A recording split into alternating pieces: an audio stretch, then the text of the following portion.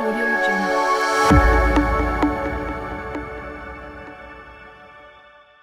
What's interesting as you guys are talking is you're talking about layers that you don't traditionally see in the laundromat space, right? Like you're talking about, we have a facilities manager and a facilities assistant. We have layers of management staff here.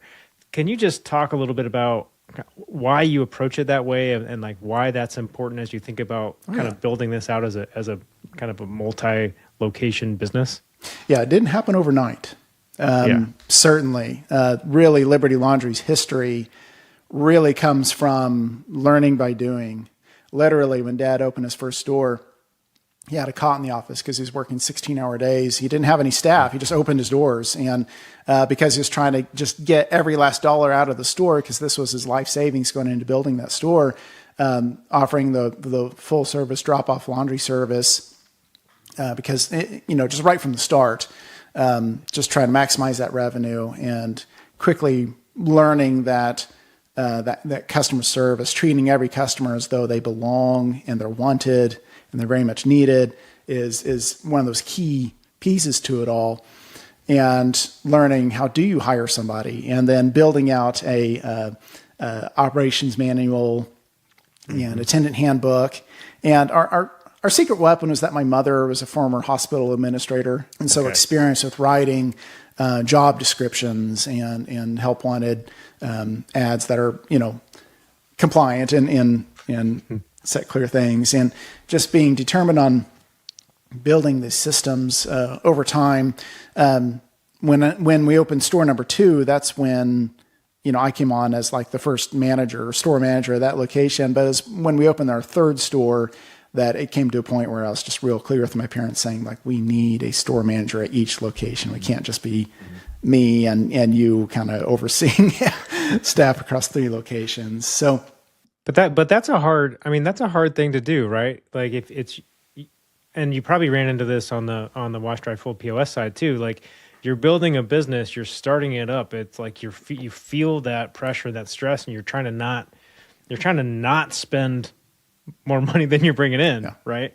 And so to have that mindset, to be able to say, okay, it's going to be fine for us to be able to get to the revenue goals we want to meet and to get this business to where we want it to be, we have to make that investment now in these people and pay these people so that we can get there. Otherwise, it's the same, you've got limited bandwidth. If it's only 3 people, you can only do so much. Yeah, you work within the resources you have. So in terms of acquiring the 3 stores, it was just to our advantage that they were already well run and had a management team in place and all of that.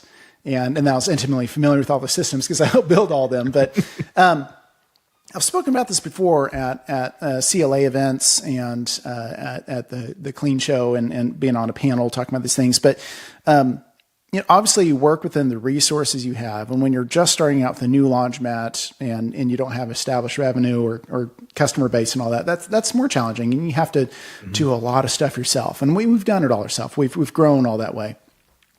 I mean, we started off with carbon copy handwritten tickets and a cash register and a calculator, back in the day.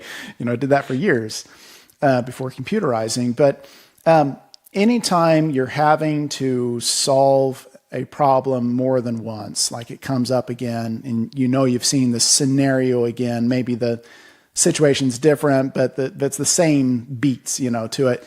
Yeah. That's an opportunity to improve your operations, write it down. Your goal as much as possible is to be able to have a 3-ring binder that's titled How to Run This Business. And you could hand it to somebody and say, here you go, here's how you run the business. And if you can create that document for your own company, even if you just have 1 store, then that is probably the most important step to eventually being able to separate your own personal hourly labor from, the business and becoming a business owner who can invest in systems and people to run the company for you and achieve that dream of laundromat ownership, right? That passive income everybody's after. But if you can't create that document first of how to run this business, then you'll never get out of that because you can't teach it. You can't hold other people accountable to it. So be mindful of that. It just feels like there's something that comes up again and again, and for some reason you keep seeming to need to be involved in it.